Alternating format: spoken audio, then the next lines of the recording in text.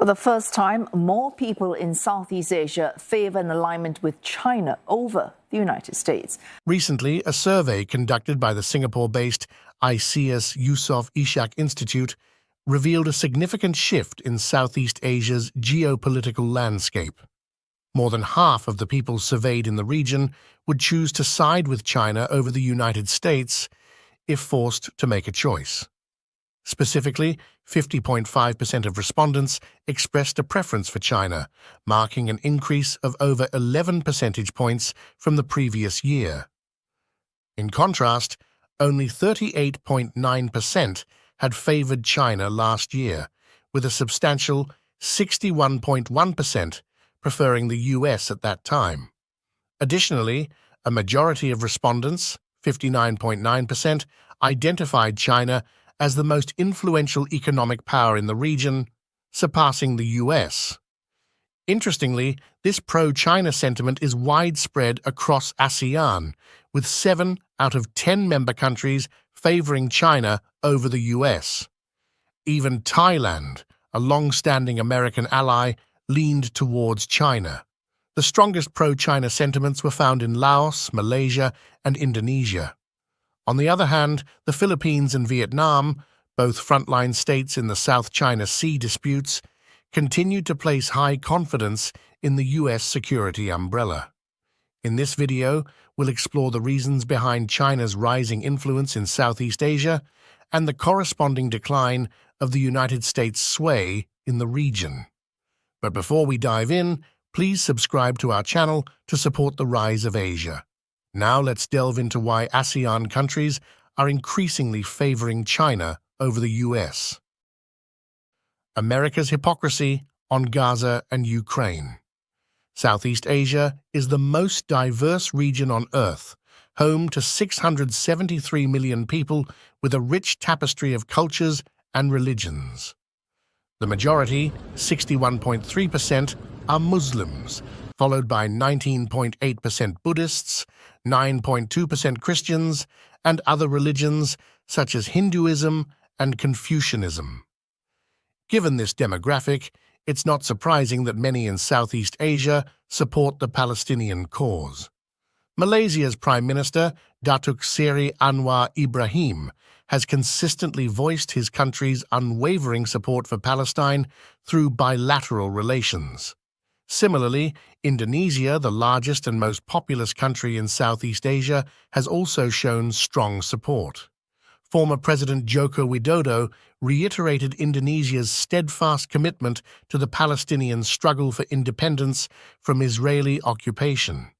In the State of Southeast Asia 2024 survey, a significant portion of respondents expressed concerns over Israel's actions in Gaza.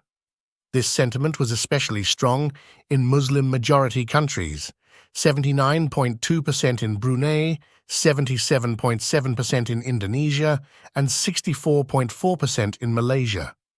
In Singapore, 46.2% of respondents shared this view, aligning with Foreign Minister Vivian Balakrishnan's calls for Israel to prioritize civilian safety during his visits to the Middle East.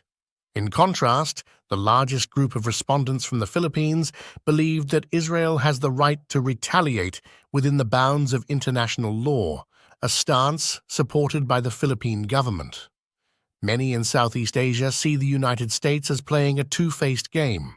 On one hand, the US supports Ukraine's self-defense against Russia, approving the use of American weapons by Ukrainians.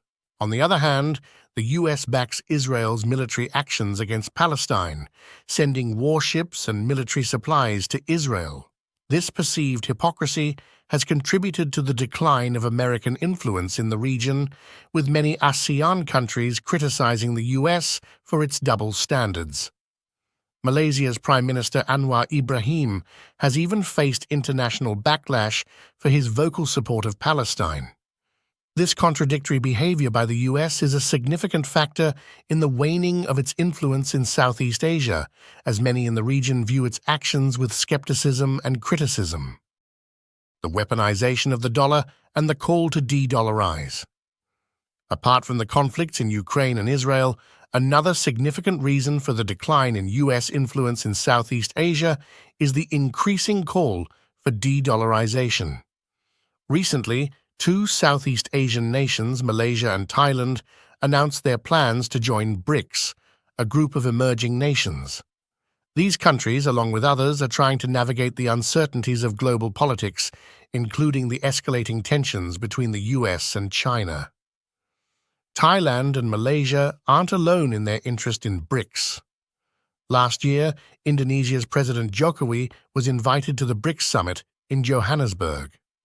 Although Indonesia didn't apply to join BRICS immediately, Foreign Minister Retno Marsudi stated earlier this year that Indonesia is still evaluating the potential benefits of joining.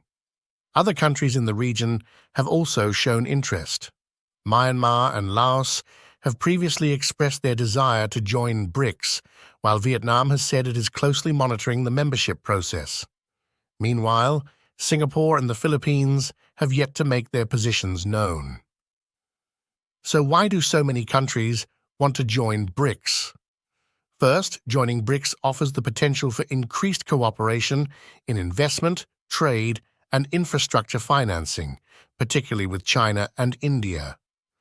Since 2009, ASEAN has been China's largest trading partner, accounting for 11.4% of China's total trade volume in 2022. This economic interdependence makes BRICS an attractive platform for fostering further economic growth and collaboration. The second reason is the desire to de-dollarize and trade in local currencies. For decades, the US has used the American dollar as a powerful tool to enforce its policies. Countries that didn't comply faced sanctions. For example, Iraq was sanctioned by the US in 1990 over alleged weapons of mass destruction, which were never found. More recently, the US sanctioned Russia and removed it from the SWIFT payment system following the conflict in Ukraine.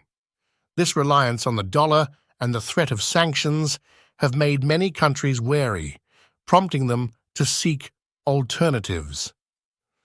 As Brazil's president, Luiz Inácio Lula da Silva, aptly put it, "Every night I ask myself why all countries have to base their trade on the dollar. Why can't we trade based on our own currencies? Who decided the dollar should dominate after the gold standard disappeared?"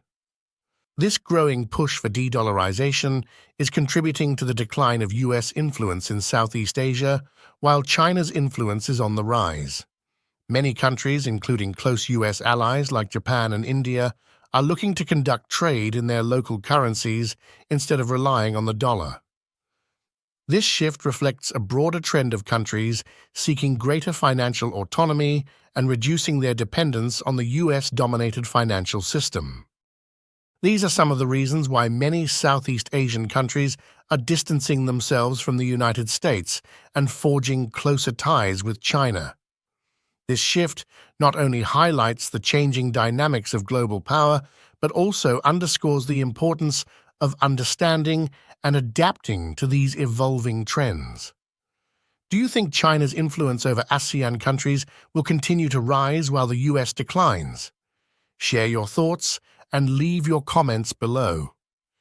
If you enjoyed this video, please hit the like button and subscribe to our channel to show your support.